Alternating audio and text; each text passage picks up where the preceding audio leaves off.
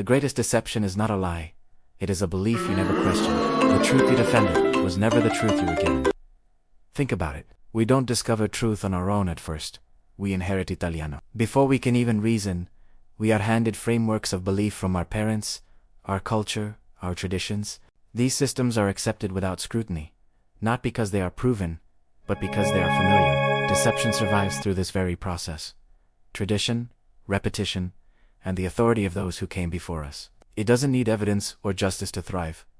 It only needs our unquestioning acceptance. We often mistake tradition for truth. If something has been done for generations, we assume it must be right. But time does not validate a falsehood. Justice, the universal law of cause and effect, is what eventually exposes deception. Over time, the consequences of false beliefs become undeniable. Yet, many people choose comfort over accountability. It is easier to cling to a familiar lie than to face the process of dismantling it and rebuilding on a foundation of truth. But the journey to real understanding begins the moment we dare to ask, is what I believe actually true? Or was I just told it was? Now, let's be very clear about where this deception originates. It was not the world that deceived you. It was something much closer to home. The institution claiming moral authority rewrote morality itself. I'm not talking about individuals or their personal faith.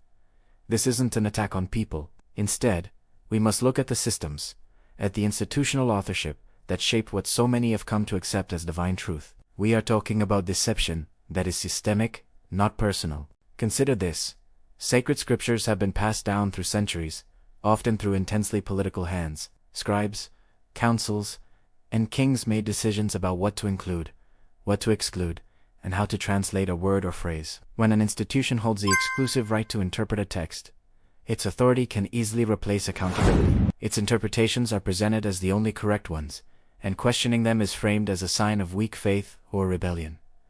This is a powerful method of control. By discouraging questions, the institution preserves its power. But true justice, the impartial law of consequence, cannot belong to any institution. It is universal, and it operates whether an institution approves of it or not. One of the most profound deceptions is hidden in a single word.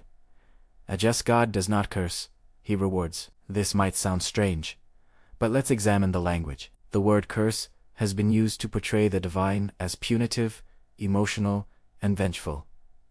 It suggests a punishment handed down out of anger. But what if we replace that one word with reward? Suddenly, the entire dynamic changes. A reward isn't about emotion.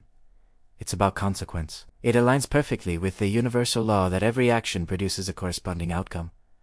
Words define our moral perception. If you believe in a God who curses, you live in fear of arbitrary punishment. If you understand a universal law that rewards, you see a system of cause and effect that is consistent, impartial, and just. It's not emotional, it's mathematical. An action is an input, and the reward is the output. By simply replacing the word curse with reward, we restore a sense of logical coherence to the spiritual world. The actions of humanity, good or bad, don't trigger a divine temper tantrum. They simply generate their own natural and fitting consequences. The universe isn't punishing you.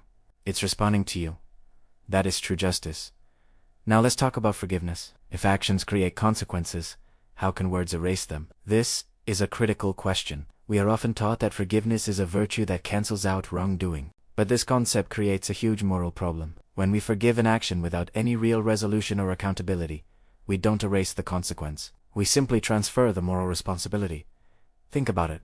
An action has been committed. It has generated an NA or real-world outcome. Saying, I forgive you, doesn't make that outcome disappear. In fact, cancelled justice empowers repetition. If a person knows their harmful actions will be met with simple forgiveness and no consequence, what incentivizes them to change? They are free to repeat the behavior. By forgiving without accountability, the forgiver inadvertently becomes complicit in the next harmful act. In a universe governed by cause and effect, moral neutrality does not exist. Every action matters. It is the law of reward, the natural consequence of an action that truly resolves it, not a verbal declaration of forgiveness. Accountability is the mechanism for justice, not the cancellation of it. So, how does all of this connect? Spirit or energy?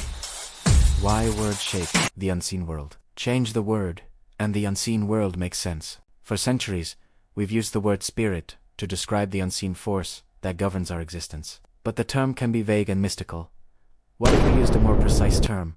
Energy. Suddenly, Concepts that seemed contradictory become clear. Energy is not a belief. It is a reality that is measurable, transferable, and it always follows rules. Actions are not just events that happen and then vanish. Every action imprints an energetic consequence. That energy doesn't just disappear.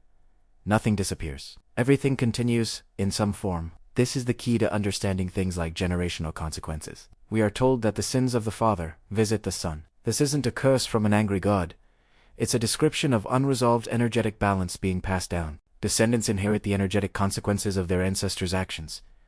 It's not a punishment. It's an inheritance of an unresolved equation. When we see the unseen world as a system of energy, justice becomes a matter of physics, not opinion. Truth does not require belief. Justice does not require permission. And deception ends when accountability begins. If this resonated with you, like this video, and subscribe to Time for Justice. Continue the course with us to uncover what was hidden. Thanks for watching.